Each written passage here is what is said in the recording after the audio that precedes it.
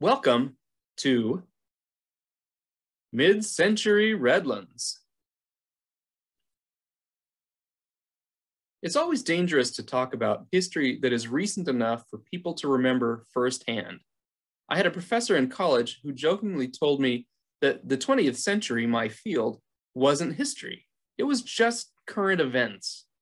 So today, I'm going to focus on the evolution of our built environment until about 1970.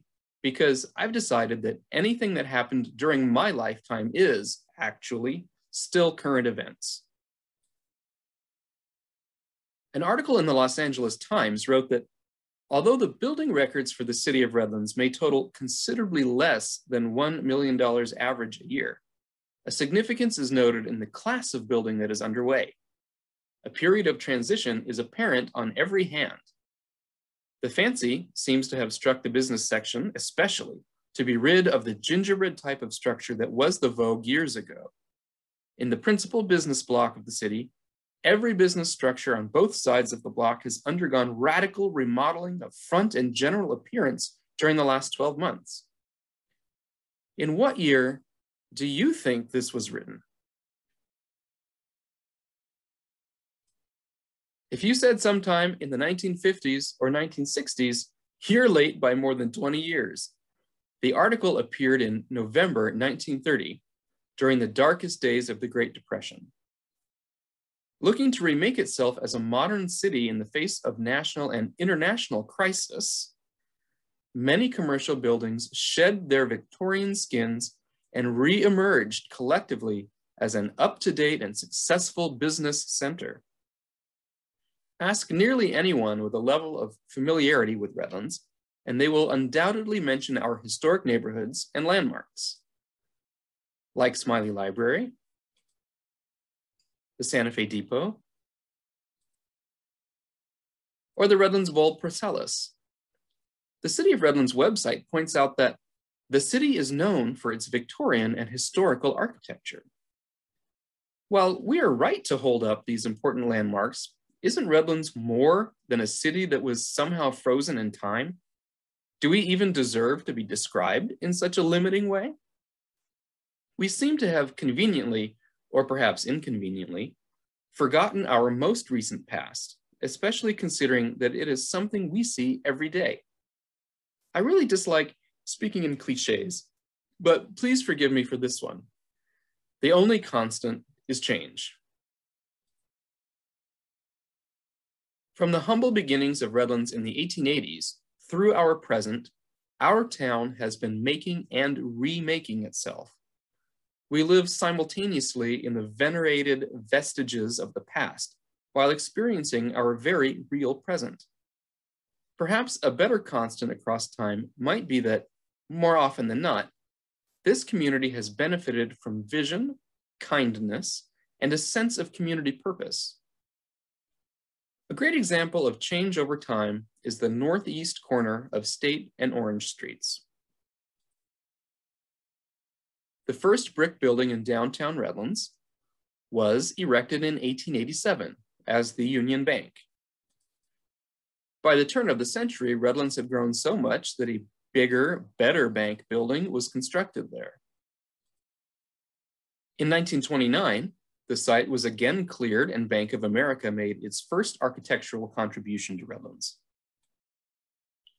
In 1959, change came to that corner yet again when B of A moved to a new, larger facility on West State Street, and yet another building was constructed on that site.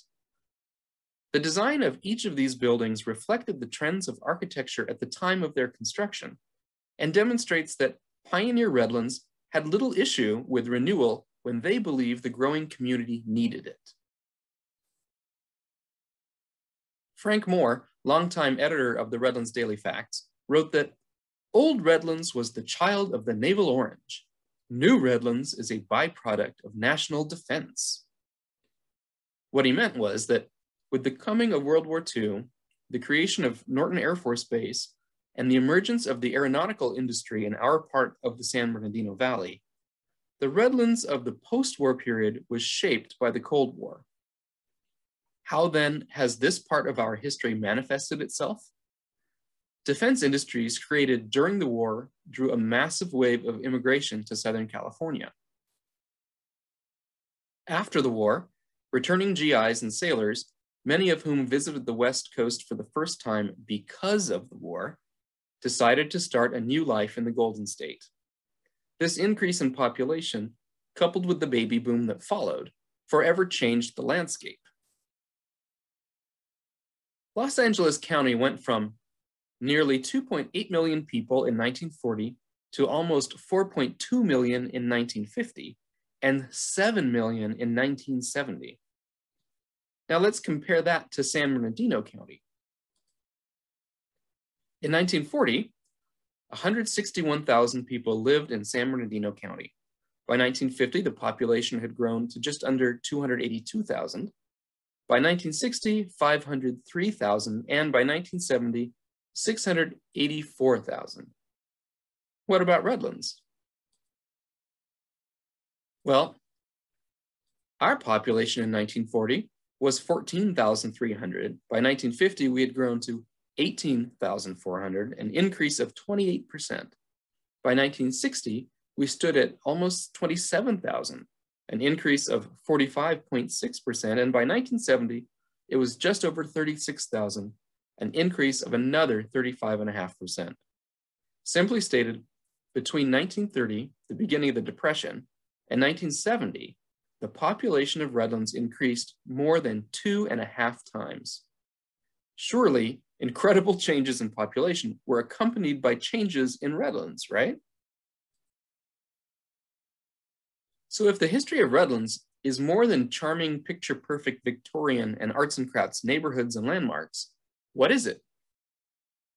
One of the keys to Redlands' success is the advantage, since the university opened in 1909, of industries which required intellectual stimulation. In addition to University of Redlands, companies like Marketeer, Hallmark, the United States Air Force, and of course, Grand Central Rocket, later Lockheed, all needed creative thought and intellectual prowess. Redlands continues to benefit from this concept with the tremendous growth at Esri. Intellectually driven industries gave Redlands a competitive edge to build success as a community in the post-World War II period. The GI Bill, the last real piece of New Deal legislation to be passed, made special provisions that had lasting impacts across the country, Redlands included. VA loans for housing forever changed the visual landscape, while provisions for higher education brought about more educated people than ever before. The US Census has the power to reveal some very interesting characteristics of Redlands over time. In 1940, 20% of people in Redlands had taken at least some college coursework, and more than half of them had finished 4 years. According to the 1950 census, 26% of Redlanders 25 and over had some college, with 13% of the population having completed a bachelor's degree. By 1960, 31% of those 25 or older had some college, with 16% holding degrees. And by 1970, 38% had some college, with 20% holding degrees. This increase in education outpaced San Bernardino, Ontario, and Upland for the same period. Redlands also had the highest percentage of high school graduates than those other cities across the same series of years. Although the local economy was based on the citrus industry before World War II, its dominance waned in the years following. New industries and the highly educated workforce they employed shifted Redlands toward an economy dependent upon industry, innovation, and technology. Some of the increase in levels of education may be attributed to the industries that chose to locate in Redlands before and after the war. Gill Battery, founded in San Bernardino, but soon moved to Redlands, was located in downtown Redlands before moving to Brockton Avenue near New York Street, and produced batteries used in aircraft. Gill eventually sold to Teledyne, who is still making Gill products in Redlands. The first major company to locate in the area was Universal Rundle Company, which produced porcelain fixtures and other forms of vitreous china for sinks, toilets and bathtubs, among other things. Electric Marketeer Manufacturing Company, located west of Redlands in 1947, produced electric vehicles like baggage trucks, golf carts, electric cars, and specialized vehicles. Vitaflor Corporation, which manufactured drugs under contract from US government, also located in Redlands. Then in 1954, Grand Central Rocket, a company only 2 years old but very involved in the research, design, and production of solid propellant rockets, located in the Redlands area. With that company's growth came dozens of well-educated scientists and technicians and their families. Grand Central Rocket became a subsidiary of Lockheed Propulsion Company in 1961.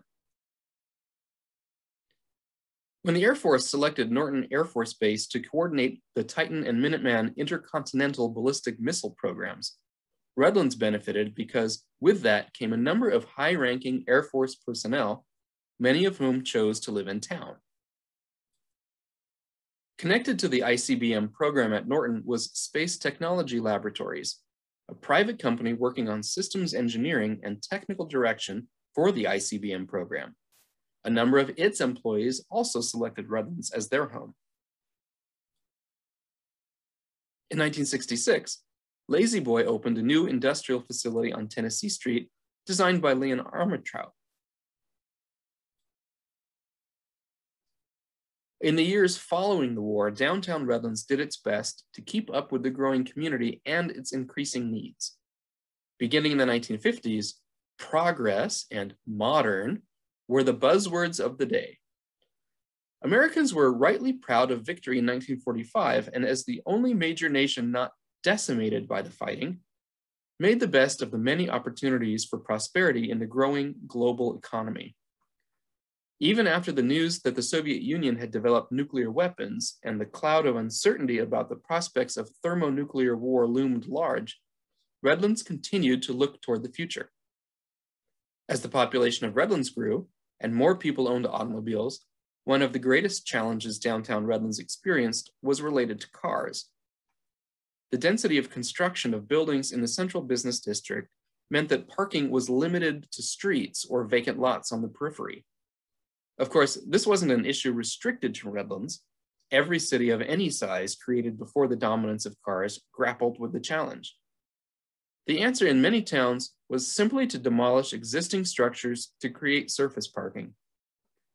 For many places, the checkerboard effect of demolition reduced the synergy that density created, and as new shopping areas popped up to accompany greater suburbanization, downtowns suffered. Citizens Bank was the first to build a brand new modernist structure in downtown Redlands. Completed in June 1957 at the southwest corner of State and 7th Streets, it was designed by Victor Gruen and Associates of Los Angeles. The ground floor entrance and western office section featured floor-to-ceiling glass, while the heavy second floor facade featured a breeze block screen sheltering the floor-to-ceiling glass of the upstairs lounge and meeting room. The room was made available to community organizations like the Redlands Camera Club after regular bank hours. Parking was such a significant issue that the creation of the bank's 82-car parking lot along Citrus Avenue at 7th warranted its own headline and article in the Redlands Daily Facts. Security First National Bank moved from its longtime location at the southwest corner of State and Orange Streets to East State Street at 7th following a consolidation with Citizens Bank in February 1958. The original building, built for the First National Bank of Redlands in 1913 in the classical revival style, was then modernized. Jackhammers came out to remove the columns, other architectural details were stripped, and a facade of steel screen was erected, giving an up-to-date appearance. This is another step forward in the major improvement of downtown Redlands shopping area, remarked Art Gregory. The remodeled bank building became home to Provident Federal Savings and Loan until 1966, when they moved into a brand new building designed by Riverside architect Clinton Marr at the northwest corner of Citrus Avenue and 6th Street. Built utilizing tilt-up concrete techniques, the Portland Cement Association and the San Bernardino Riverside County's Rock Products Association awarded the modern building for creative use of concrete the following year. In September 1958, Bank of America announced plans to move from the building they constructed in 1929 at the northeast corner of State and Orange Streets to a brand new facility on West State, adjacent to La Posada and on the site of the former Oddfellows Hall, which was a massive 3-story building from the turn of the century. The 30-year-old bank building lacked parking and was not large enough to house all of the bank's Redlands operations. The new building was complete with subterranean vaults, and the main floor was equipped with 29 teller windows and a mezzanine. The entry facade facing State Street reflected commercial design of the time, including a large wall of glass and added interest with contrasting vertical bands of red and gold brick. In addition to state-of-the-art air conditioning, the new location had ample parking, which extended all of the way to Highway 99, today's Redlands Boulevard. The banner in the window proclaims, "Join the Money Missile Contest at our open house." The new building was the first substantial structure built on West State since La Posada in the early 1930s, and proved to be the last until the creation of the Redlands Mall in the mid-1970s. When the Downtown Redlands Association was incorporated in 1960, its purposes were to extend and promote trade and commerce in downtown Redlands, to encourage, rebuild, and modernize downtown structures, to cooperate with city and county officials and other organizations in the development of downtown Redlands as a cultural and civic center, and to render such services as will further the interests of the entire Redlands community. In 1963, Downtown Redlands Association advertised that downtown Redlands was the area's largest shopping center, a 150-acre shopping center combining the resources of over 400 retail and service establishments. The next year, the Central City Plan was created by Victor Gruen and Associates, who had designed the Citizens Bank building on East State Street in the late 1950s, and committees made up of people from the Downtown Redlands Association, the Redlands Chamber of Commerce, and municipal government teamed up. The plan advocated sweeping changes for downtown Redlands, including closing State Street to vehicular traffic in favor of creating a pedestrian mall, reorienting traffic patterns, closing Eureka and 4th Streets adjacent to Smiley Library, new parking areas, and so on. The introduction to the published report revealed that the above listed existing conditions favorable to downtown may give the illusion that Redlands Central area has no problems. To a large degree, this is true, but only in terms of today. The plan proved far too ambitious to garner the support needed at the time and was eventually shelved, but not before some elements succeeded in changing the face of downtown. The Redlands Plaza development, although conceived several years before the Gruen plan, was completed in June 1965 and lauded as the nucleus of the Central City Development Project, which envisions full-scale revitalization of downtown Redlands. Some saw the new complex, which leveled the block between Orange, Citrus, 5th, and Vine Streets, as the blueprint for the commercial core. Local architect Robert Van Rokel, who had also chaired the Central City Committee, designed the development, which included a building on the corner of Orange Street and Citrus Avenue for the United States National Bank, as well as 2 buildings for retail shops. The massive bank structure stood 2 stories high, clad in a gold-colored stone with narrow columns encased in white travertine, while the retail structure utilized modernist elements of large expanses of glass and concrete block. Below the small surface-level parking lot was a large underground parking structure. The grand opening event lasted 3 days and featured entertainment, prizes, refreshments, dancing, and a constant round of activities that will highlight the gala event that marks the beginning of a new downtown Redlands.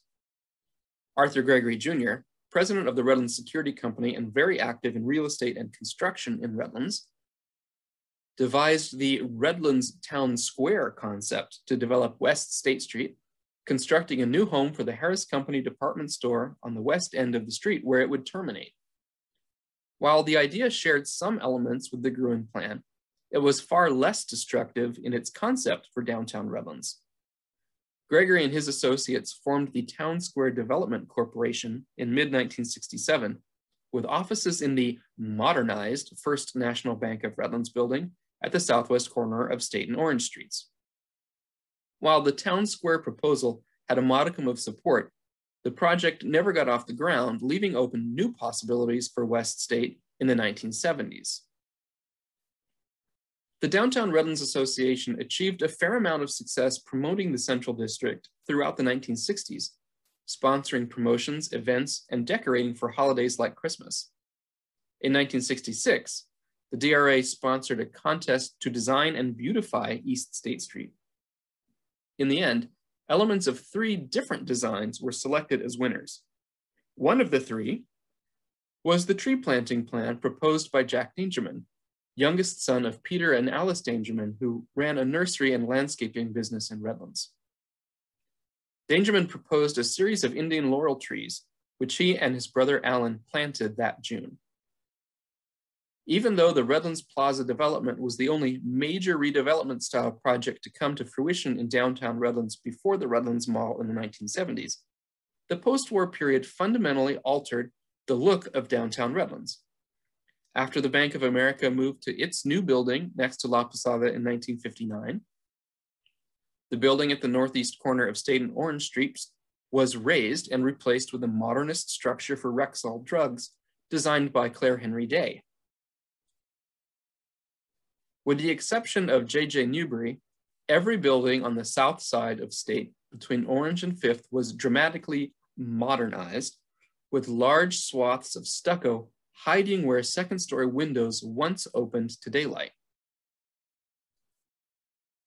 Waldo Burroughs' appliance store, mid-block between 5th and 6th, was stripped of its Moorish Revival embellishments and replaced with stucco and large metal screens. The buildings east of Burroughs to 6th were demolished and replaced with more modern structures. The south side of that block fared similarly. Between 6th and 7th, new single-story structures replaced older 1- and 2-story buildings. The Cope building on Citrus Avenue experienced change too. Modernization was everywhere. After the demolition of the last 3 3-story buildings in downtown Redlands, the Oddfellows building on West State in the 1950s, the Chandler building at State and 5th in the early 1970s, and La Posada with the Redlands Mall development in the mid-1970s, the scale and drama of architecture forever changed. In the 1930s, the California Division of Highways determined that a better route for travelers going east or west through Redlands could be found to replace the zigzag series of streets. Today's Redlands Boulevard was the result, with its gentle curve from east to west to north and south around Citrus Avenue. As a result, businesses related to travel sprouted up along the new highway, part of which replaced Water Street, which paralleled State Street to the north. Restaurants, fuel stations, motor lodges, dubbed motels, and related businesses sprang up to serve the automobile-oriented public. The year after the war ended, a new alignment between Fern Avenue and Ford Street was constructed to replace the section which ran along Beacon Street, completing Redlands Boulevard of today. Among the businesses taking advantage of the highway traffic were those in the restaurant industry, demonstrating further evidence of the impact of automobiles.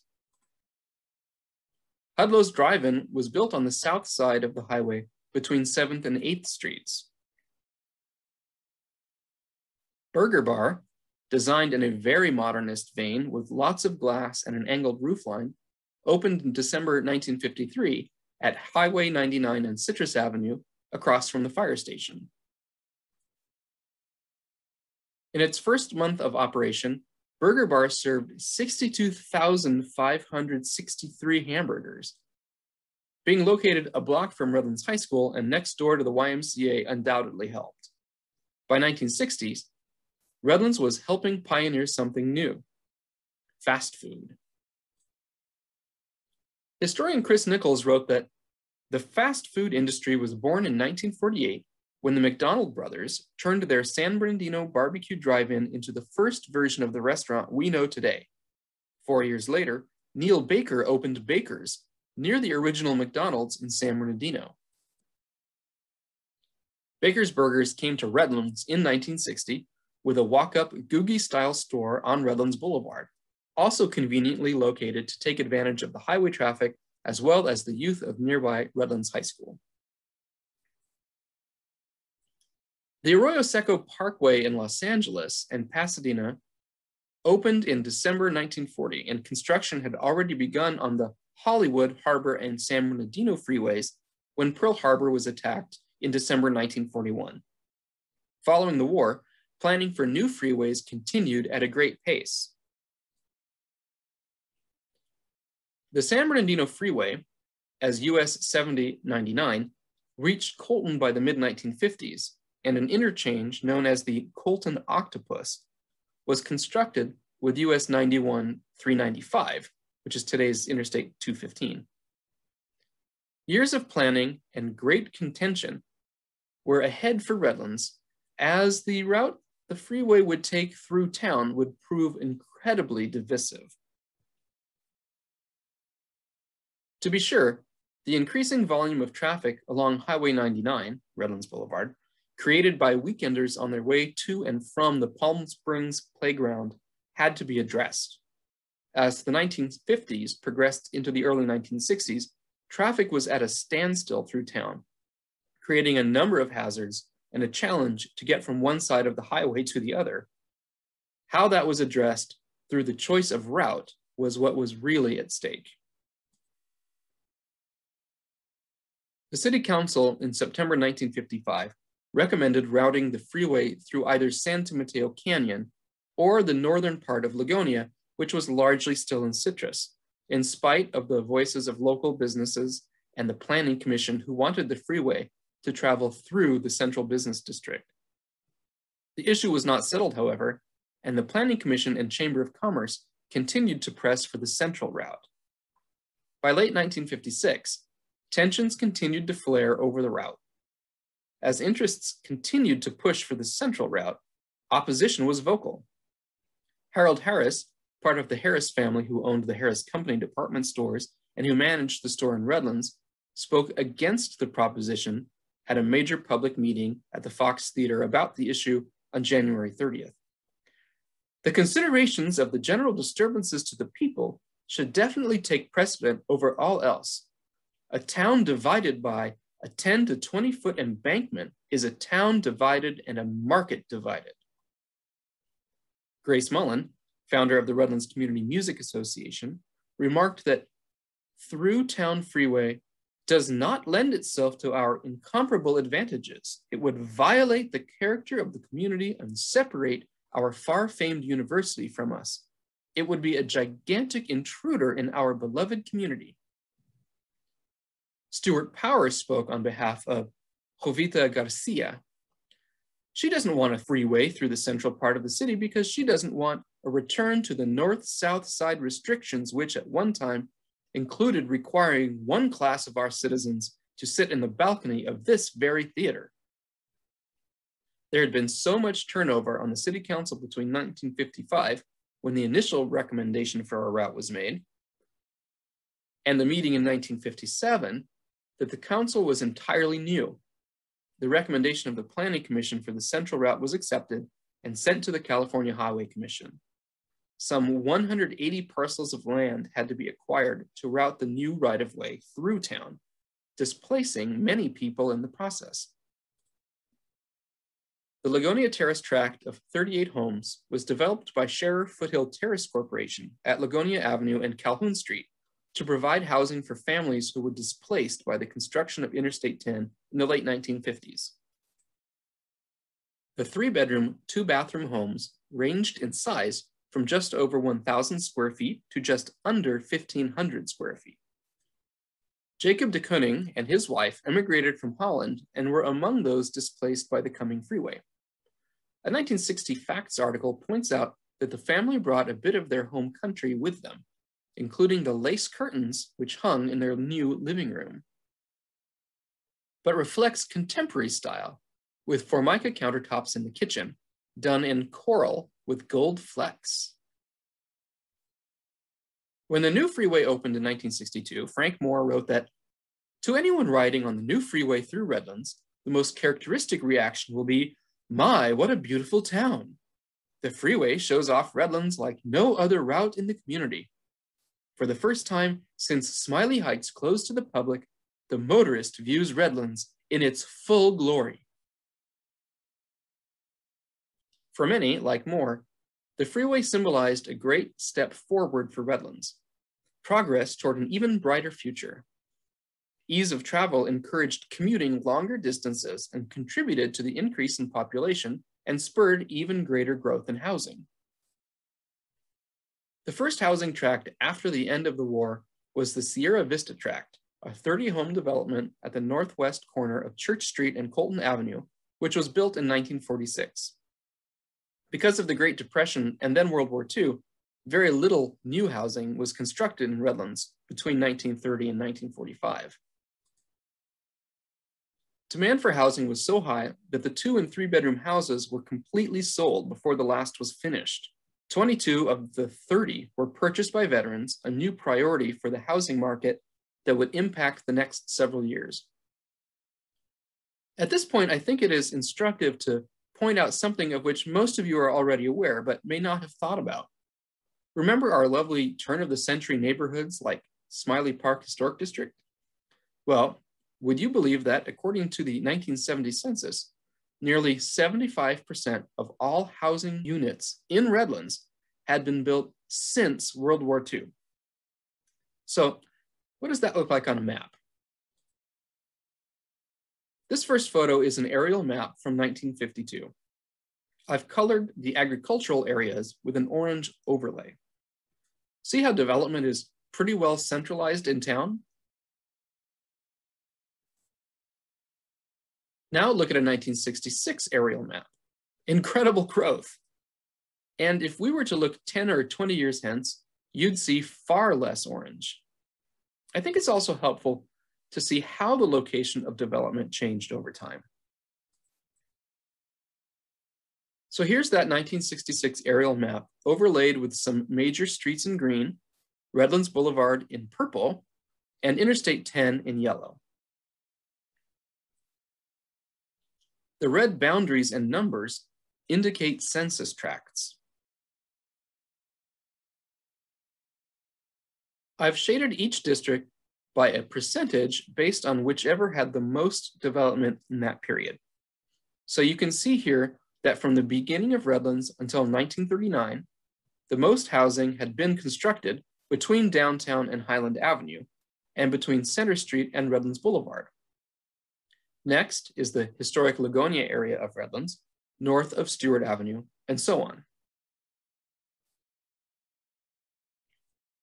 Over the next 10 years, the greatest growth was in the Lagonia area, followed by the central residential area, with increasing growth west and east. In the 1950s, West Redlands exploded. East Redlands also increased dramatically, with continued growth in Lagonia. This period saw increased growth in the hills south of Highland Avenue too. Through the 1960s, East Redlands exploded, and the development in the South Hills came in second. Part of the reason is that the other 3 districts by this point had been fairly thoroughly built. For some perspective, The last map here shows the cumulative view from the beginning of Redlands to 1970. East Redlands was far and away the development winner, in part because of the amount of citrus acreage there and the easily buildable topography, followed by Lagonia, then the central residential area, West Redlands, and finally the South Hills. Tract 81, even though it has a high density of apartment units by the end of the study, is too small and too industrial for the same kinds of housing to develop. Okay, with that context in mind, let's get back to our story. From 1946 to 1953, 1,640 new housing units were completed in the city, or almost half as many as existed in Redlands in 1940. Subdivisions seemed to spring up everywhere. City planners and existing housing codes across the country were unprepared for the massive and sudden development that occurred in the 1950s and continued into the 1960s. Housing construction in the 1950s peaked in 1955 with an astonishing 785 new units created. Some feared that the market had become saturated the following year when only half as many new units were built, but construction continued at a steady pace for the rest of the decade.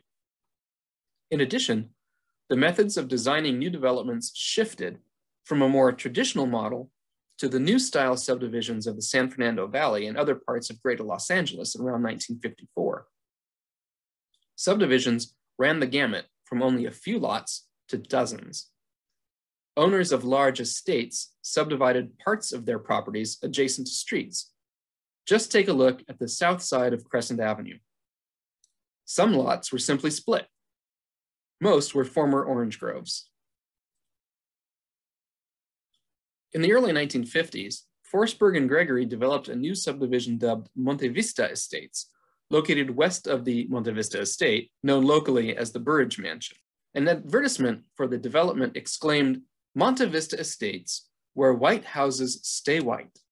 Upon first glance, knowing the history of race relations in the United States before the Civil Rights era, it's easy to assume that the statement is an overt racial exclamation. The explanation, however, might be more simple. Orchard heaters, also known as smudge pots, remained in use during freezing weather into the 1960s, pumping out clouds of black smoke throughout the valley and dirtying everything with oily soot. A January 4th, 1952 ad, which appeared following a night which required smudging, claimed, "Drive through Monte Vista Estates early some frosting morning. Then return to where you live. Notice the difference? Yes, smudge-free Monte Vista is definitely clear. Invest where white houses stay white." By the late 1950s, smog was a serious problem for Redlands. There was a time when you could wait and watch the smog roll in each afternoon. I heard a story of someone who moved to Redlands in the late 1960s or early 1970s, and it was almost a year before they realized they lived in a valley because they'd never seen the mountains. It impacted health, views, and the orange crop. In addition to rising costs for water, smog had devastating effects on crops and, naturally, the return on a citrus farmer's investment. Those issues, combined with the increasing value of land for housing, was tempting enough for many farmers to cash out. One of the new developments for 1957 by L.P. Scherer was located between West Cypress Avenue, San Mateo Street, Clifton Avenue, and Sunnyside Street. 38 new homes were planned for the development, which were all 3 or 4 bedroom models, demonstrating an awareness of the monotony from which many of the developments in the United States suffered at that time. The developer remarked that the elevations have been altered so the houses won't look alike from the outside. In addition, the houses were designed with women in mind after listening to comments from housewives on other Scherer tracts. A common complaint of women has been a lack of adequate kitchen cupboards. Subdivisions and new housing continued apace into the early 1960s. Architecturally, new housing designs reflected our climate and were built largely in single-story linear forms dubbed the California Ranch. Focus turned from the community-oriented front porch to increased emphasis on indoor-outdoor living and the backyard. Utilizing new materials for homes, large aluminum-framed glass doors blurred the distinction between the indoors and out. Electric appliances were all the rage. Fluorescent lighting found its way into kitchens. Formica plastic laminate countertops were the in thing, and for the really, really Tony, that symbol of Southern California affluence, the swimming pool. Numerous developers from across Southern California came to Redlands. Local developers like LP Share, Citation Homes, and 9 Points turned their developments decidedly upscale by 1962. The Garden Terrace subdivision of Citation Construction Corporation, bounded by Garden Street, Franklin Avenue, and South Avenue, opened in 1962 with houses designed by Robert Van Roekel. At least 8 different main designs, each with multiple variations, were available to home buyers, ranging from very traditional to very modern. There was a design for seemingly every taste. 9 Points took a different tack with its Country Club Estates subdivision, located within the East Sunset Drive Loop east of Redlands Country Club on property acquired from University of Redlands in 1961. The prospectus for the development advertised smog-free living with an excellent climate in a community of homes planned for you and your family. All utilities underground, nothing detracts the most outstanding views of Southern California's finest valley for better living. The development was a specialized tract with custom-built instead of tract homes. The development company sold lots and provided design assistance and construction if desired. The neighborhood was among the most exclusive new subdivisions of the early 1960s. Change came so quickly that some Redlanders felt disoriented. Patricia Paulus voiced her concerns about the volume and speed of construction in a letter to the editor of the Facts, April 2nd, 1963. To those of us who have seen such communities as Pomona, West Covina, and Anaheim change from green oases to barren expanses of rooftops, the planning agenda was a shocking reminder of how soon we may be faced with the same ugly blight.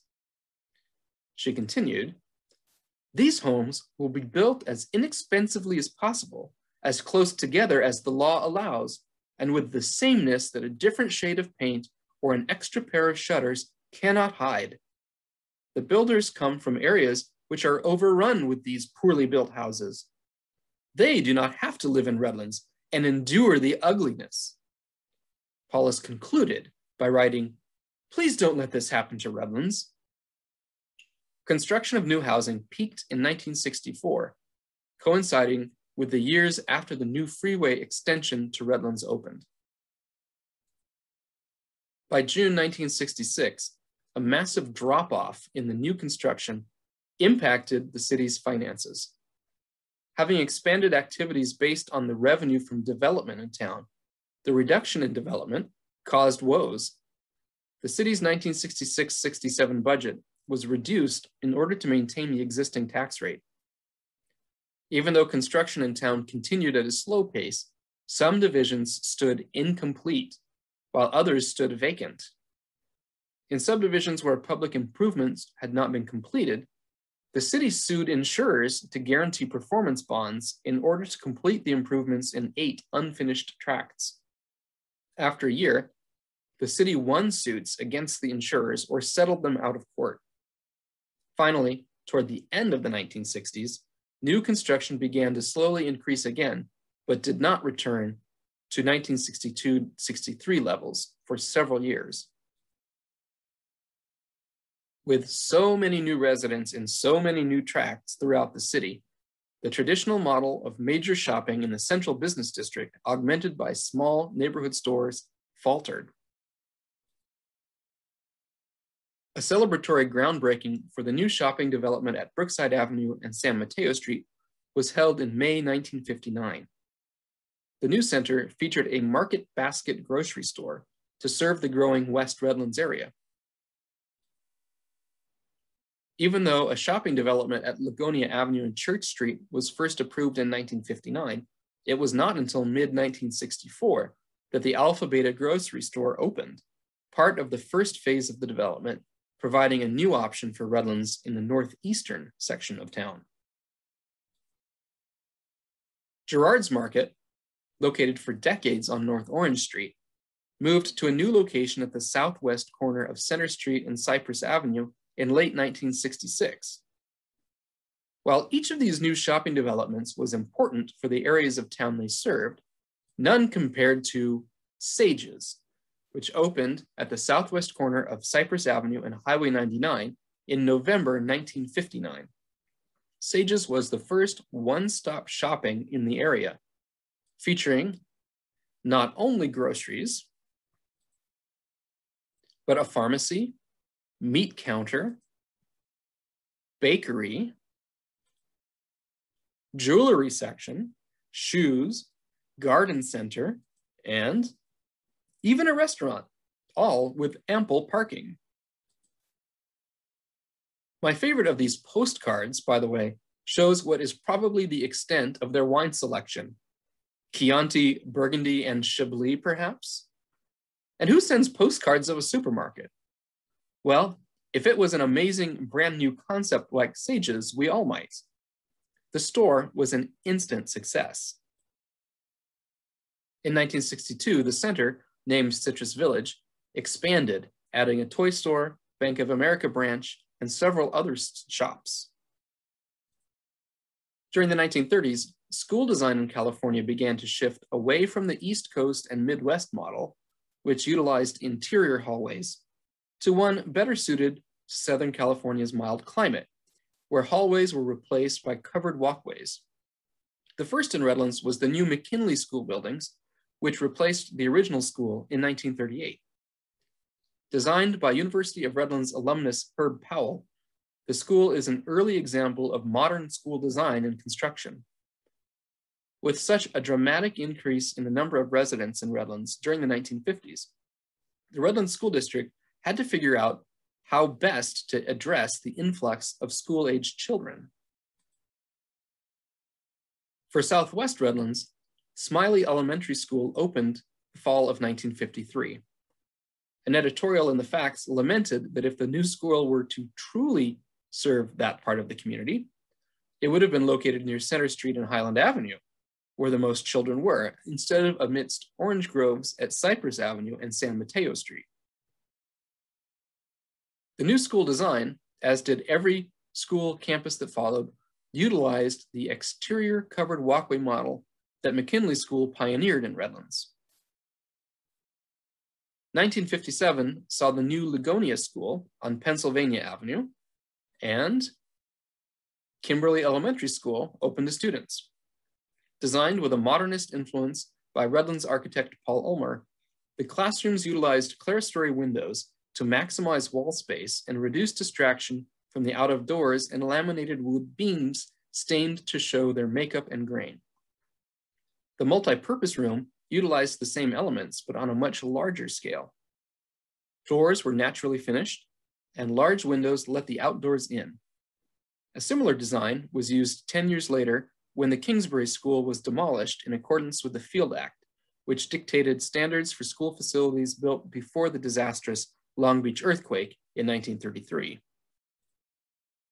Shortly after the development company 9 Points acquired the area within the East Sunset Drive Loop from University of Redlands in 1961 and began subdividing and building new custom homes, the developers began negotiations with the school to build a new elementary school to serve the developments. The result was Mariposa Elementary School, which opened in the fall of 1965 and featured prominently in the advertisements for the Country Club Estates housing subdivision east of the Country Club. Also designed by Paul Ulmer, The campus utilized a master plan concept to anticipate how it could grow in the future. It also utilized buildings similar to the Kimberly campus, but with differing orientations in order to appear different. 3 new junior high schools were built to accommodate the baby boomers: Cope, Clement, and Moore. Cope Junior High School, located on West Cypress Avenue and designed by Paul Omer and Robert Rack, utilized tilt-up style construction. Clement Junior High School, located in the north part of Redlands along Pennsylvania Avenue, was designed by modernist architect Claire Henry Day. Moore Junior High School, designed by Paul Ulmer, was located in East Redlands along East Highland Avenue at Dearborn, but wasn't completed in time to open for classes in the fall of 1967. Redlands High School also saw its share of change with the demolition of the administration building in the 1950s and the former junior high school campus in the 1960s. It cleared the way for brand new buildings on that campus. The Redlands schools were certainly on an exciting upward trend toward the future. University of Redlands also achieved incredible growth during the 1950s and 60s, and the optimism and excitement of the period was reflected in new construction there. Anderson Hall and Founders Hall, built in the 1950s, reflected very modern design. A dramatic departure from the neoclassical architecture of the administration building and other now landmark buildings of the campus. Perhaps the most futuristic new building during this period was the Tom and Ann Peppers Art Center, dedicated in 1964.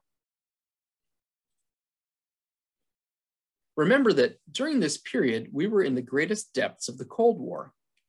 Things were great until the balance of power shifted in the atomic world when the Soviet Union successfully tested a nuclear weapon in 1949. Maybe you remember Duck and Cover. A 1963 Southern California Edison ad in the Facts remarked, "We have 3 times the electric power capacity of the Soviet Union. They'll sure never bury us in electricity."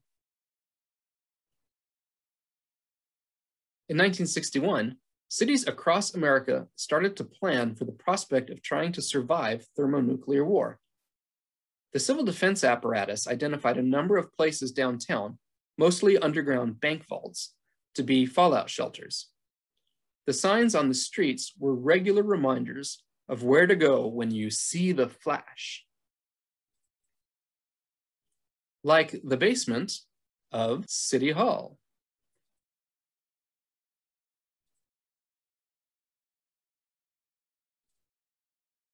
Provident Bank.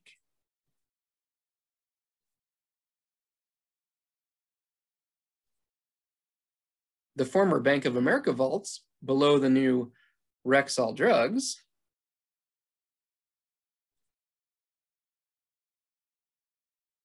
And the brand new Bank of America.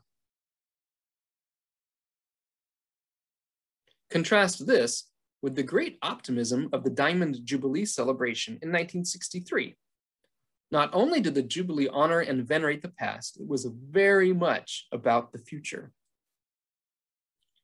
Progress was hailed with new construction, progress hailed by the banking industry,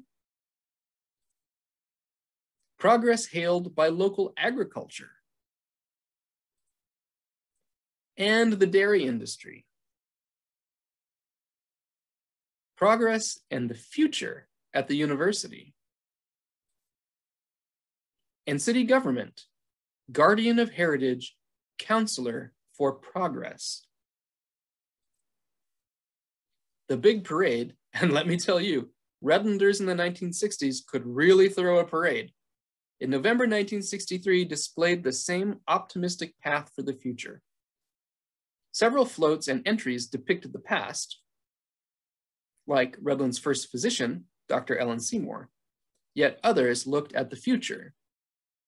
like the entry, which included an Air Force jet from the Missile Center, or the entry which earned first place in the university division, titled From Saddles to Satellites. And ironically, that same year saw the plans for the destruction of the Smiley family legacy when it was decided that Canyon Crest Park, known locally as Smiley Heights, and which had really put Redlands on the map, would succumb to bulldozers for yet another high-end housing development. Redlanders were left scratching their heads. When Prospect Park was threatened with a similar fate, excitement, enthusiasm, and determination took over. Maybe unfettered development wasn't such a good idea. By 1968, thanks to the efforts of forward-thinking citizens, progress became a reality, with the preservation of this vestige of the past for all of us to enjoy into the future. Far from being a community steeped in an inflexible past, Redlands in the mid-century period experienced change in ways it could not have fathomed before World War II. For many Redlanders, the years between 1945 and 1970 were exciting, progressive, and optimistic times. Redlands experienced unprecedented growth, with 3/4 of its housing constructed in only 25 years, and a quickly growing population. The local economy shifted from agricultural to innovation, manufacturing, and education. While all cycles have highs and lows, the highs of this period surely match the highs of the founding years, or the growth of the 1920s. It's time for us to recognize that the progressive Redlands of the 1950s and 1960s deserves to be understood as an important and pivotal point in the history of our community. The leaders of Redlands Diamond Jubilee celebration in 1963 concluded the year with this statement: as true a description of this community today as it was then. Redlands, in its Diamond Jubilee year, is a city in transition. 25 years ago, in the Golden Jubilee year, we were a small town, stable in nature, proud of our tree-lined streets, pleased with our cultural centers and influence, resistant to change. Now, we're suffering growing pains. We like progress. We want to move with the times, but Redlands citizens, both new and old alike, want desperately to keep intact the quality and the individuality that has characterized our cultural and community activities through the years. This, then, is the challenge of our Diamond Jubilee year: to hold fast to those elements of the past which are good, to welcome those elements of the future which are good, to plan boldly, with strength, courage, and enthusiasm, to that end that yesterday and tomorrow are blended in harmony, to the end that our children and our children's children will in their day call Redlands a city for delightful living. Thank you very much.